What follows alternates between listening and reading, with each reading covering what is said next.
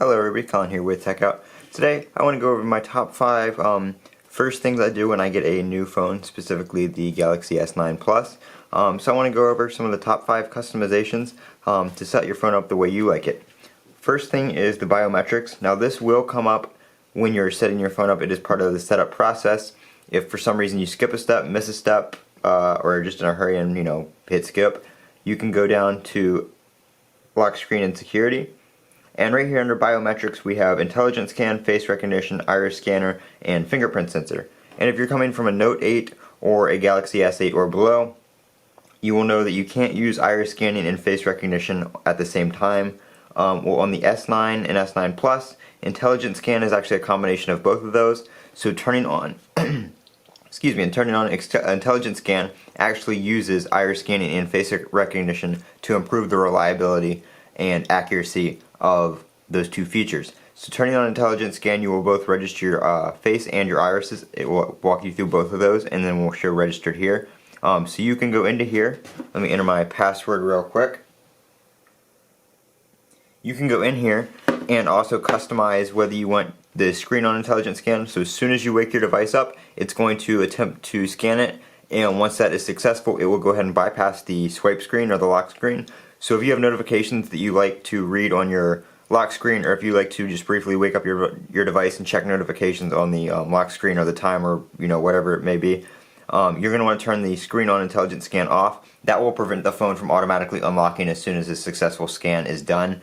And then you can turn the feature on and off completely, whether you want to use intelligent scan, or you can go into the other two. If you just want to use face recognition, you can do that, or just iris scanning, you can do that. And then of course you can add your fingerprints down here. You can use the fingerprint scanner with intelligent scan on.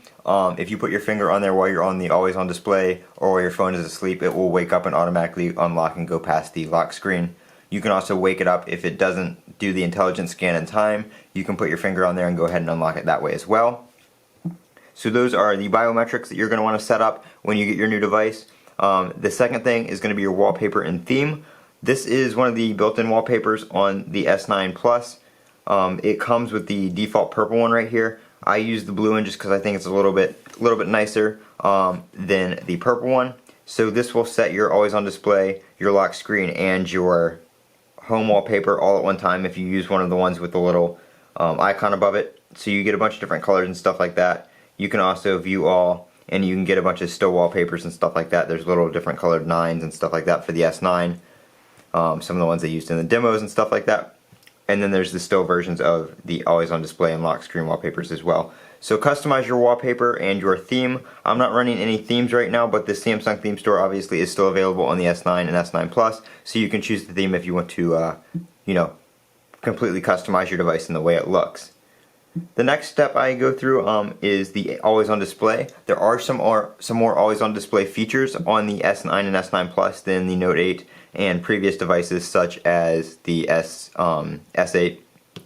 So if you go into always on display here, you do have a brightness control now. So auto brightness is the only option available on the Note 8 and the S8. So if you're coming from one of those devices, you're just stuck with the auto brightness, it adjusts based on the light. You can actually turn that on and off now on the S9 and S9 Plus, and you can adjust your brightness to your liking either in the settings or while you're on the always on display. You can double tap the clock right here so you can see it's pretty dim. You can double tap the clock and you will get a brightness slider that comes up underneath the clock. So I like doing that because I don't like having my always on display super dim even when it's dark. My face was behind the camera, so intelligent scan didn't work. So you can do that on there. You can customize the brightness on the go on your always on display without having to unlock your phone. Show always, if you turn that feature off, you can set a schedule so the always on display will be on from 7 a.m. to 12 a.m. I just show mine always. It does turn off if it's in your pocket or in a super dark place underneath something. If you have if you put your phone face down or something like that, it will turn the always on display off, so it's not going to be wasting battery life in your pocket. You don't need to worry about that. Other thing you can do is whether you want to show the home button and clock, the clock or information, which home button and clock will also show information like notifications and such, or just the home button. You can get rid of the clock completely and just have your home button down here. So that's the always on display on the S9 and S9 Plus. Next thing is your notifications. This phone comes out of the box running Android 8.0 Oreo with Samsung Experience version 9. So you do get a few more notification settings, such as prioritizing your notification importance, whether a notification makes sound or pops up on your lock screen. Not all apps support it. Most do. Just depends on the app. Like, we'll go to email here. I have my email notifications turned off. Let's see. So text messages is the easiest one. General notifications will make a sound and pop up on the screen, so you'll get a drop down. Or if you enable the edge lighting like before, you'll still get the edge lighting and the little notification up top.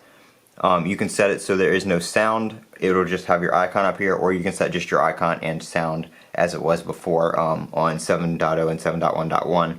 And you can customize that. Different apps support different categories, so different apps and different notification types. You can customize that based on the notification type that the app is sending you. That is all going to be app dependent. Hopefully we'll see more apps come out with that in the future, being that 8.0 has been out a little bit now, and that's one of the features of 8.0.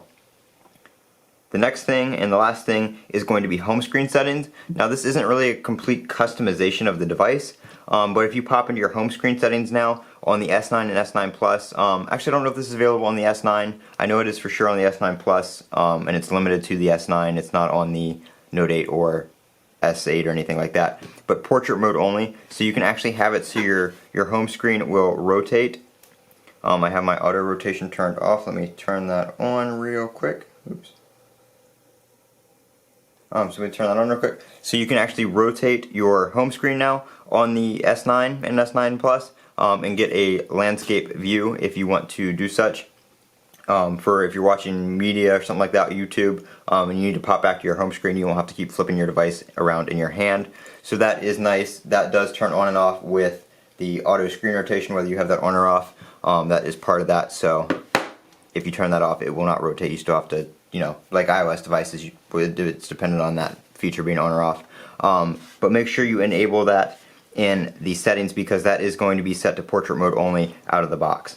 And of course, you can customize your app icon badges and stuff like that for showing notifications. There are other settings, so you can choose to show numbers or just dots if you don't want to see the numbers or how many notifications you have, stuff like that. This has been Colin with TechOut. If you guys want to see any more features of the S9 Plus, make sure you leave it down in the comment section below. I am going to be working on a camera demo here soon. I just need to get a couple things set up, a good place with good lighting where I can, show the full quality of the camera and get some good pictures and video. But this has been Colin with TechOut. If you guys enjoyed this video, make sure you click that thumbs up button. Really helps out. And always click that subscribe button.